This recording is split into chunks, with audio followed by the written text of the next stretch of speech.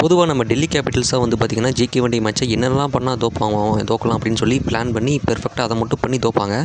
இப்போ வந்து சிஎஸ்கேயும் அதை வந்து பண்ண ஆரம்பிச்சிட்டாங்களான்ற மாதிரி கேள்வி வந்து பார்த்திங்கன்னா வர ஆரம்பிச்சிருச்சு. கேகேஆர் கூடியும் டெல்லி கூடியும் ஜெயிச்ச கையோட சன்ரைஸ் ஹைதராபாத்துக்கு வந்தவங்க காம்பினேஷனை வேணும்ட்டே மாற்றி இஷ்டத்துக்கு பண்ணி தோற்று போனாங்க. அதுக்கப்புறம் மும்பை கூட மறுபடியும் பழைய காம்பினேஷன் அடி வின் பண்ணதுக்கப்புறம் மறுபடியும் நான் காம்பினேஷனை குளறுபடி தான் பண்ண போகிறேன்னு சொல்லி சர்ஃப்ராஸ்க்கான தேவையில்லாமல் இம்பாக்ட் பிளேயரில் சர்ஃப்ராஸ்க்கான யூஸ் பண்ணி ஃபஸ்ட்டு பால் அவர் டக் அவுட் ஆகி ப்ரெஷரை போட்டு சிஎஸ்கே வந்து தடவி 138 மட்டுமே அடிச்சு ஒரு ஜெயிக்க வேண்டிய மேட்சை கேவலமாக பேட்டிங் ஆடி இஷ்டத்துக்கு பவுலிங் போட்டு சௌரியத்துக்கு தோற்றுட்டோம். ஸோ இப்படி தோற்று போயிட்டோம். ஸோ இதுக்கப்புறம் வந்து இதில் பாசிட்டிவ்ஸில் என்னென்னு சொல்லி பார்த்துட்டோம் அப்படின்னா ருத்ராஜ் கேக்வாட் அவர் வந்து பார்த்திங்கன்னா மீண்டும் பழைய ஃபார்முக்கு வந்திருக்காரு. அவர் ஆக்சுவலி பவர் பிளேயர் செம்ம டச்சில் இருந்தாப்பில் இயர்லியான சாம்சனு சர்ஃப்ராஸ் உர்வில் பட்டேல்லாம் அவுட் ஆனதுனால தான் வந்து ருத்ராஜ் கேக்வாட் வந்து பார்த்திங்கன்னா அதுக்கப்புறம் மும்பை ஸ்லோவாக ஆரம்பிச்சாப்பில் எண்டில் மறுபடியும் ஒரு ஷார்ட்ஸ்லாம் பார்த்திங்கனாலே தெரிஞ்சிருக்கும் பக்காவான பிஸ்தா ஃபார்மில் இருக்காப்பில். ஸோ ஃபார்முக்கு திரும்பி வந்துட்டார். அடுத்த மேட்ச்சில் அவர்கிட்ட வந்து பெரிய ஸ்கோர்ஸ் கன்ஃபார்ம் எடுத்துக்கலாம்.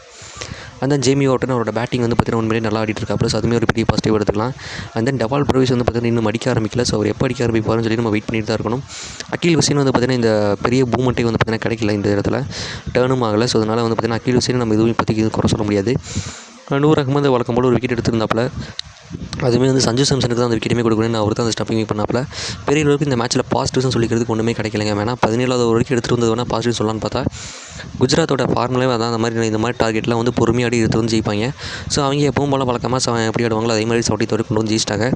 ஸோ பெரிய அளவுக்கு பாசிட்டிவ் சொல்லிக்கிறதுக்கு இல்லைனாலுமே கூட அடுத்த மேட்ச்சில் இந்த மேட்ச்சில் செய்த ஒரு சில தவறுகள்லாம் வந்து கரெக்டாக திருத்திக்கிட்டு இம்பாக்ட் பிளேயரை வந்து 5வது ஓவரில் யூஸ் பண்ணாமல் தெளிவாக வந்து யோசித்து அடுத்த மேட்ச்லேயாவது ஜெயிக்கிறாங்களான்னு சொல்லி பார்ப்போம். இன்னும் பிளே ஆஃப்ஸ்க்கு போகிறதுக்கு சான்சஸ் இருக்கா அப்படின்னு சொல்லி கேட்டிங்க அப்படின்னா ஒரு 50-50 சான்ஸ் தான் இப்போதைக்கு.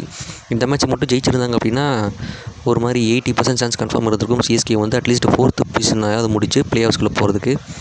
பட் இப்போ டோட்டலாக இல்லைன்னு சொல்லி ஆகணும். ஸோ மோஸ்ட்லி இப்போதைக்கு அவுட் ஆஃப் த டோர்னமெண்ட் இந்த மேட்சோட ரிசல்ட்டை மட்டும் வச்சு சொல்ல முடியாது. அடுத்த மேட்ச்சில் மறுபடியும் கம்பேக் கொடுக்கலாம். ஏன்னா இன்னும் லக்னோ கூட 2 மேட்ச் இருக்குது. ஸோ என்ன பண்ணுறாங்கன்னு சொல்லி நம்ம வெயிட் பண்ணி பார்ப்போம்.